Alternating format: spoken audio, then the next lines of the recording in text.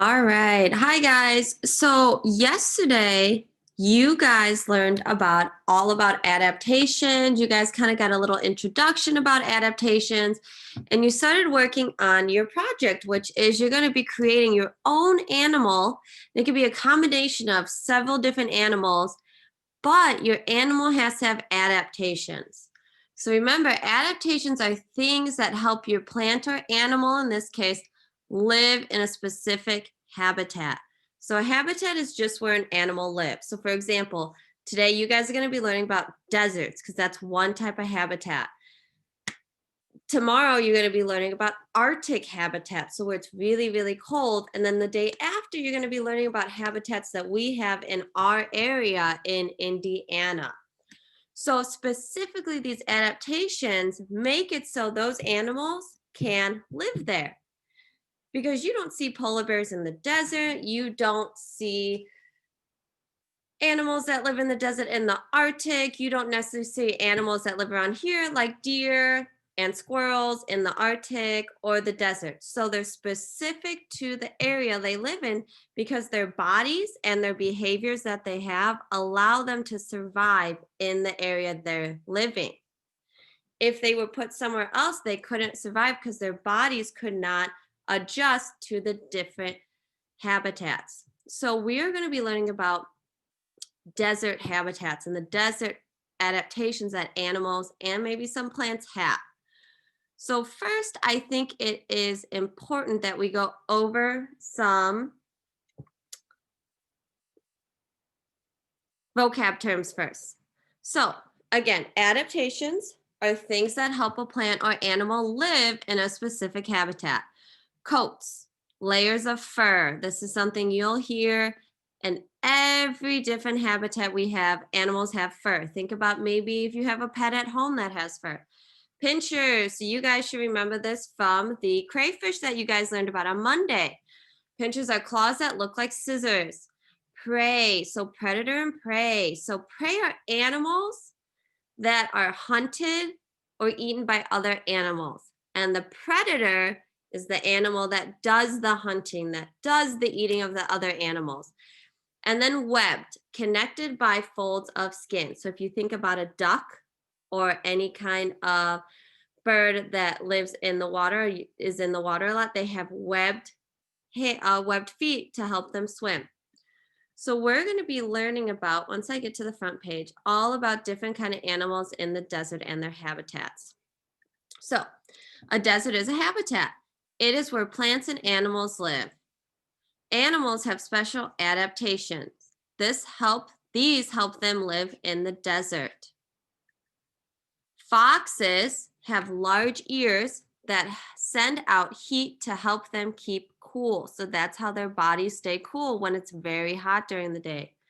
Gerbils have brown coats, remember that, layers of fur, that match the color of the sand. So it matches the color of the sand. Think, why would they want to blend in with the sand? What is one reason they'd want to blend in the sand? Go ahead, and if you want to pause the video, think for a minute or just shout it out loud. So I'm thinking that they're probably going to want to blend in the sand so that predators don't see them. That way they won't get eaten.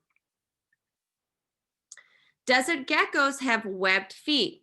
They can walk on top of the sand without sinking. Think about a time maybe you were at the beach, the ocean, the lake, somewhere, or maybe in just a sandbox, and you walked in barefoot or put your hand on it. You spread your fingers like this, just put your hands in, it's going to go straight through. But if you have webbed feet like the geckos do, they just kind of float on top of the sand. Jackrabbits have long legs, so these help them outrun the hunters. And notice their big ears, just like the fox, that helps them kind of keep cool in the hot days. Scorpions grab insects with their pinchers. They kill prey with their tails. So think about how all animals grab things. Do they have pinchers? Do they have hands, claws? Think about how they grab things. That's something you could think about when making your animal. How do you want it to be able to grab things or do things? Road runners have long legs. So just like the rabbit, the long legs can help it run from danger or chase dinner. But I want you to notice another thing about this road runner. Look at its beak. Its beak is how it grabs its food. That is something you can add to your animal. And later this week, you'll be learning about different types of beaks of birds and how different beaks mean the birds eat different things. The snake's skin is the same color as the sand. Now think about it. This could be for two reasons. So the snake's skin could be the same as the sand because maybe it wants to blend in from larger predators that might eat it. Or also the snake is a predator. So maybe the snake wants to blend in so that the things he's trying to hunt or eat don't see him. So camouflage is a big adaptation. That is a big adaptation, but depending on where your animal lives, depends on what kind of camouflage they have. So these that live in the desert, their camouflage is going to try to match the sand or the color of the ground. Tomorrow, you're going to be learning about how predators and prey even, how they camouflage in the snow, in the Arctic.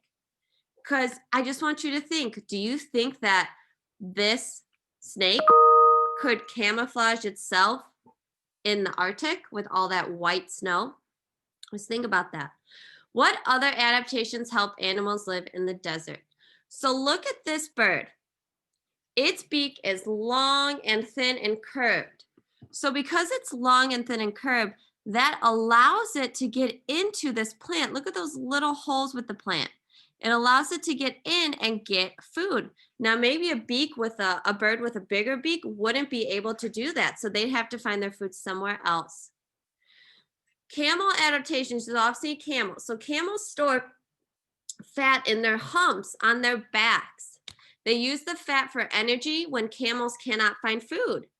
Camels have 2 rows of eyelashes on each eye. Feel your eyelashes.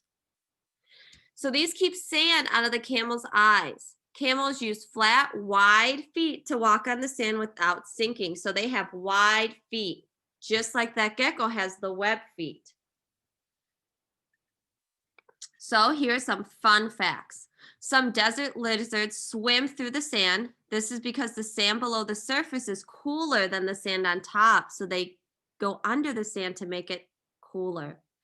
Some desert snake hop so they have less contact with the hot sand.